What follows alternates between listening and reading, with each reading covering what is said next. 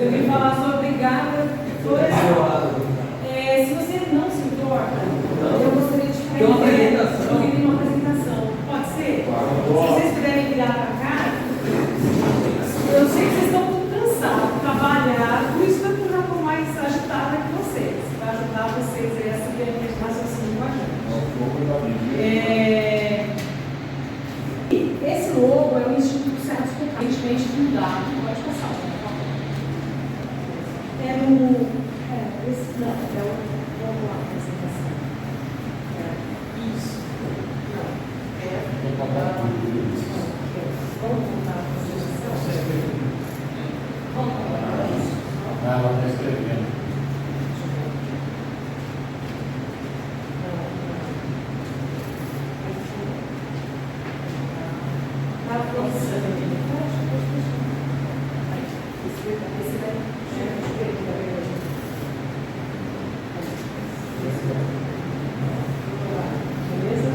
Desmistificando. Vou começar de novo, tá? Então, em primeiro lugar, muito obrigada pro pessoal pelo tempo. Apagou a luz, mas continua firme aí, tá? Pode passar um, por favor.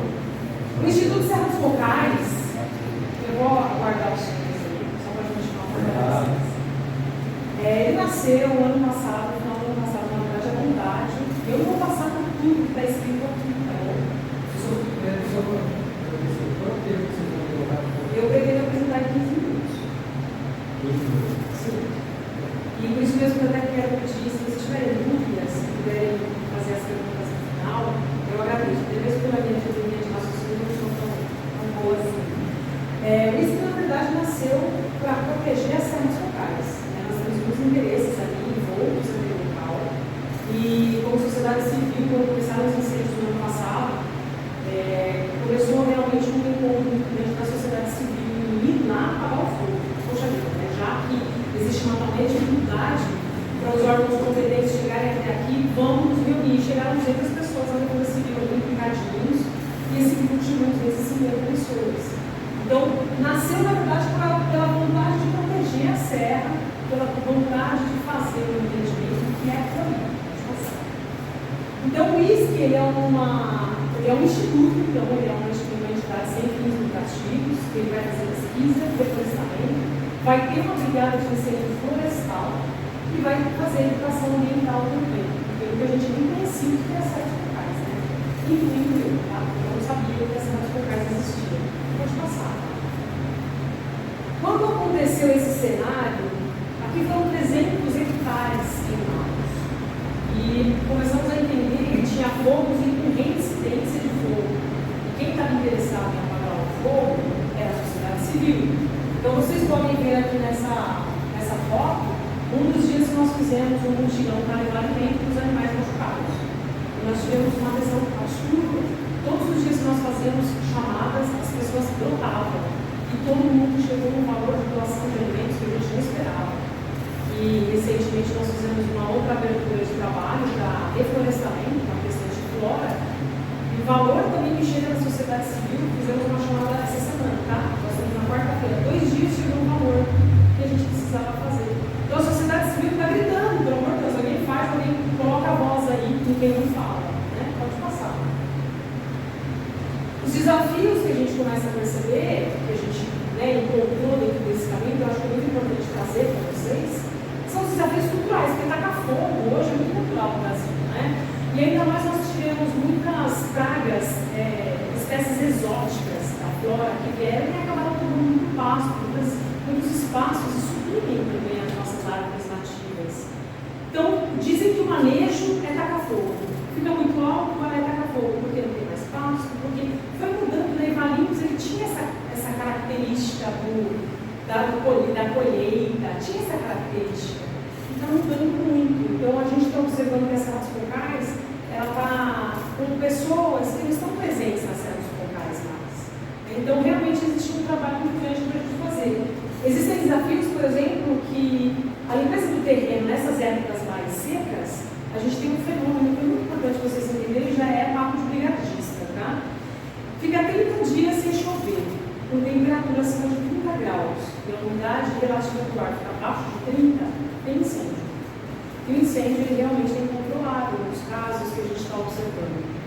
vocês observarem aqui os incêndios florestais, esse segundo, o número de queimadas em São Paulo no ano passado subiu 12%. A gente não acha que pode subir e sempre sobe mais. Está sendo cada vez mais difícil.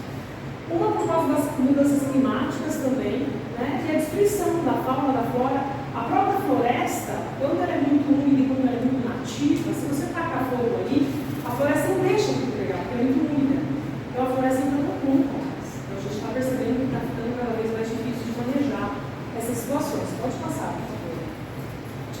Eu não falei, mas as serras focais é onde a gente tem os berços de água da nossa região. Então a supressão das serras focais impacta diretamente o nosso ciclo de água na nossa região.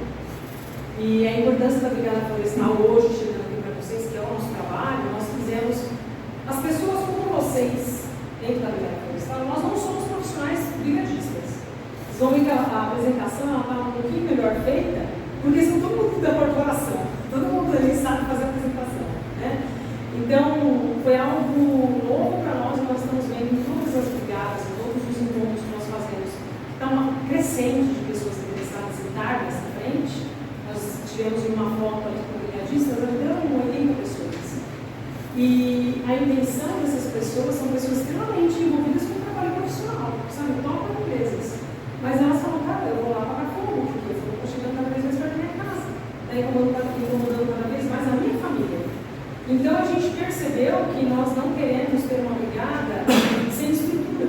Por isso mesmo nós estamos aqui, com um pedido formal, oficial, talvez um pouco diferente, porque a gente não fala um pouco a linguagem de vocês, da administração pública, mas a gente traz a necessidade de uma abordagem de inteligência na brigada, colocar o ser humano em menos risco possível.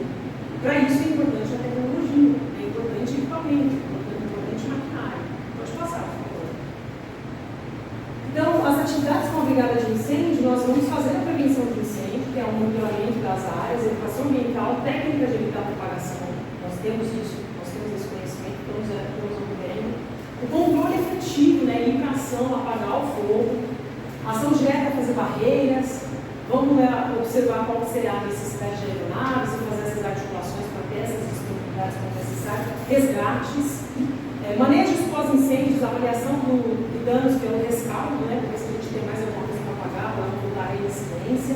A recuperação ambiental também, que é o que nós estamos fazendo, por isso que nós estamos dentro do whisky, porque o whisky tem afora, e a gente gosta de plantar. Pode passar. A estrutura, para vocês entenderem, uma brigada, precisa formar. A formação é 40 horas. Então, nós precisamos passar por um treinamento de 40 horas, todas as pessoas. E nós temos o comandante, o subcomandante, é realmente uma estruturação que parece militar. Por quê? Nós temos hoje mais de 20 pessoas dentro da brigada, mas nem todos são combatentes. Nós temos uma necessidade de montar 20 combatentes para ir para o combate. 20 combatentes significa que nós não vamos os 20 juntos, nós vamos de 5 em 5. Então sempre tem uma pessoa que vai estar com a monitoria desse grupo e vai estar em contato com a pessoa que está lá fora da situação, estudando. Vem que está chegando, recebendo informação de satélite. Então é muito importante essa formação. Então nós chamamos aí de pelotões, temos líderes dos pelotões, tem chefe de brigada que fica fora do fogo. Às vezes precisa ir, mas tem outra pessoa na inteligência passando as informações. Então precisa de as equipes operacionais, que é combate a incêndio, mas tem o pessoal do apoio. Quem não vai combater é formado também.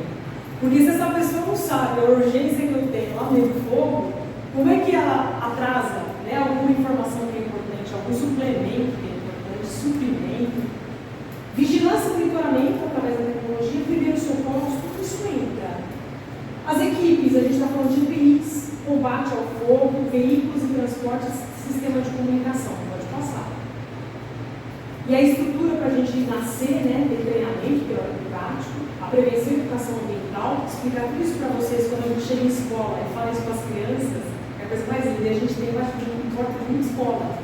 E tem saído de lá, é tão interessante que as crianças veem a gente e acham que a gente é bombeiro já. Então está sendo assim, uma troca muito legal. O suporte não operacional, que é administrativo e financeiro também. Pode passar, Laura. Aqui, essa brigada hoje, ela precisa de muita coisa. Mas o item 1, que é custos administrativos, despesa logística, despesa de alimentação, eu vou trazer para vocês hoje, porque a gente não está fazendo combate, tá certo? Não está tendo ainda a necessidade, graças a Deus. Eu vou apresentar o item 2, que são os EPIs, combate a fogo, veículos de transporte e sistema de comunicação. O 3, nós, como brigadistas, nós estamos nos voluntariando para arcar com esse item. Então, o custo de viagem dos inspetores, treinadores, do nosso treinamento, o material que é necessário, a alimentação durante o treinamento, a gente está arcando com o nosso bônus. Pode passar. E aqui, eu não hei de apresentar para vocês o que é o valor. Eu tenho 2 cenários que a gente precisa, em primeiro lugar, explicar aqui.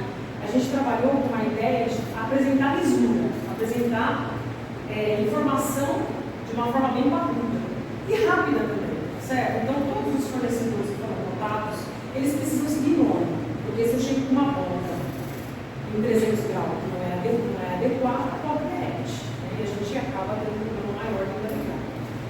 Todos os itens, eles foram orçados com 3 fornecedores.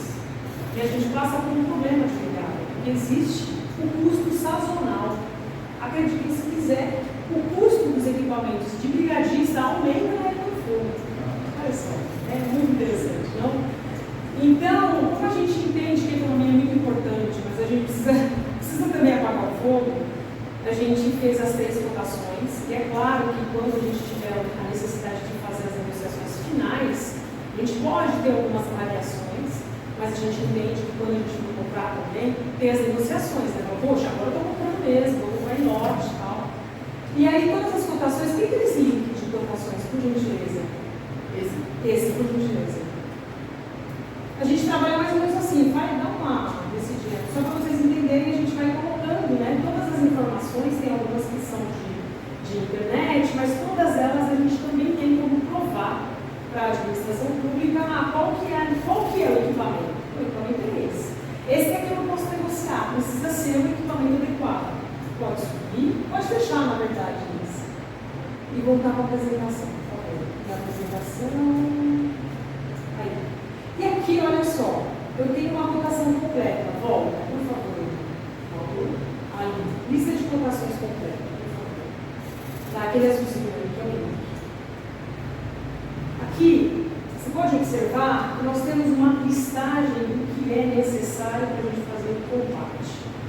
Um cenário excelente seria se eu chegasse aqui e falasse, pessoal, puxa, eu preciso fazer tudo isso que vocês têm. Pode falar isso? Ai, não. Eu só falei 5.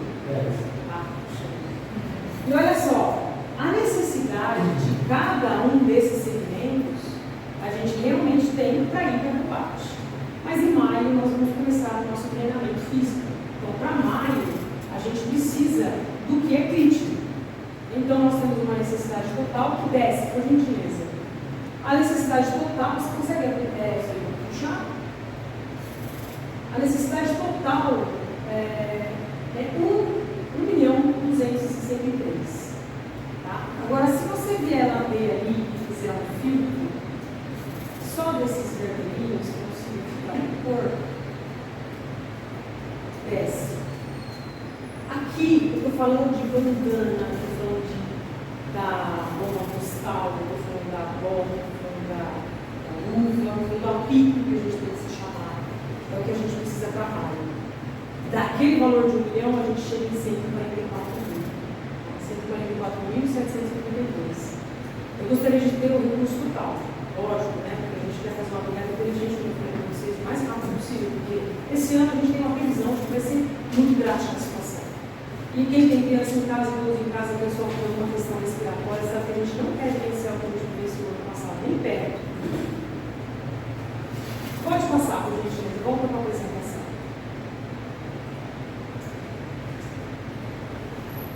Então, a necessidade hoje, nós temos 144.752,17. Hoje, para maio, esse recurso é o mais crítico. Se tiver o completo, eu tenho a certeza que a gente vai conseguir mostrar para vocês toda a informação necessária para vocês darem credibilidade a gente.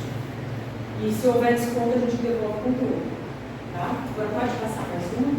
Porque vai fazer parte do IS, que é a demonstração de alocação de recursos. Nós fazer isso ser comigo. Mas a brigada e a forma que a gente já tem trabalhado com as doações, tanto de frutas, alimentos para os animais, como de flora, a gente já faz prestação de conta com a sociedade civil. Por isso que a sociedade civil fica com a vontade com o nosso movimento. Ele doa, ele vê. Ele vai no mutirão, ele doa, ele vê. Pode passar, por favor. E a gente agradece a sua atenção. Ajude-nos a salvar quem não consegue falar, né? E a gente precisa entender quais são os meios, quais são os caminhos, e como a gente pode chegar no melhor cenário.